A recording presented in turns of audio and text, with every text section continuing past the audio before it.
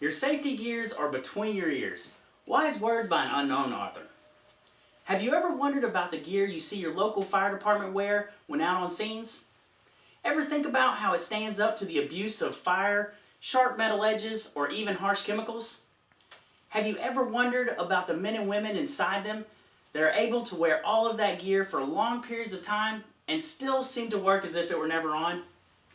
My name is Jordan Edwards, and that gear has kept me safe from every hazard I've been in, from temperatures in upwards of 1,000 degrees Fahrenheit, chemical spills, pathogens, twisted metal, collapsed structures, and more. Today, we'll touch on a few points pertaining to the articles of this gear we call bunker gear. Many people have never studied the gear, so today we'll go over a little bit about the history, design, and performance of a fireman's personal protective equipment. First, I will go over a little about the history of the bunker coat and pants. Pre-1930s, most fire uniforms we may have seen in pictures or depicted in movies were not able to withstand the rigors of firefighting. They were utilized for decoration or worn during special occasions. In the 1930s, the jacket was the first to be modified for use in austere conditions. According to Albert Meyer's article, Escape Through Time, it was designed as a long trench coat made of leather, canvas, or rubber with a cotton or wool lining.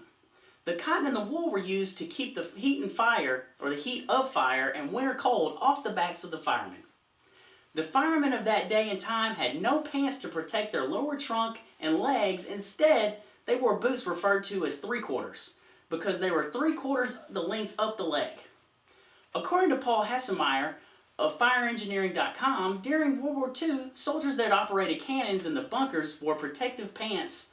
The pants, known as bunker pants, were made of thick padded material to protect the soldiers from hot shell casings, shrapnel, mud, and water.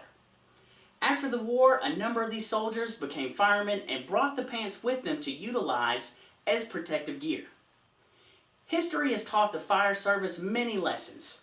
We work in a dynamic field, and so our gear and the way we do business must meet the criteria of this ever-changing environment. Modern-day bunker gear must adhere to the strict design requirements as well as be movable, breathable, and durable to meet the relentless demands of the men and women that wear them. Currently, bunker gear is designed for safety and comfort.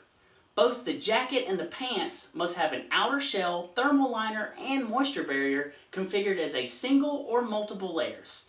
A drag strap must be able to be operated by another firefighter in full gear and must be implemented in each coat.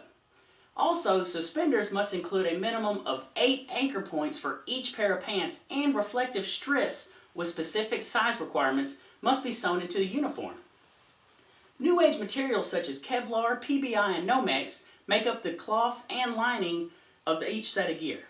Fire departments are even able to choose from a plethora of colors for each set of gear. Along with the visual design aspects of the fire bunker gear, a set of regulations and guidelines determines the performance requirements. One requirement is that gear must maintain an operational readiness under a minimum temperature of 500 degrees for 5 minutes. The material must be resistant to cuts, tears, excessive water, certain hazardous materials, melting, charring, and many other abuses.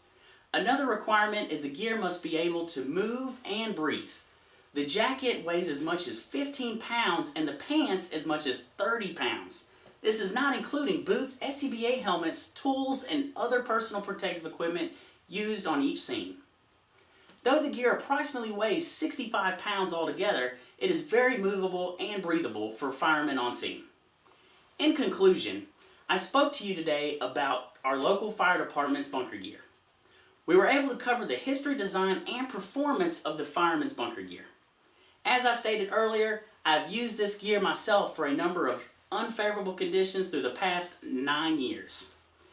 I hope that I answered a few of your questions that you may have had about our bunker gear, and that you leave here a little more informed than when we first started. Your safety gear is between your ears. You can bring all of this equipment you want with you, but if you forget this piece of equipment, none of this will help you.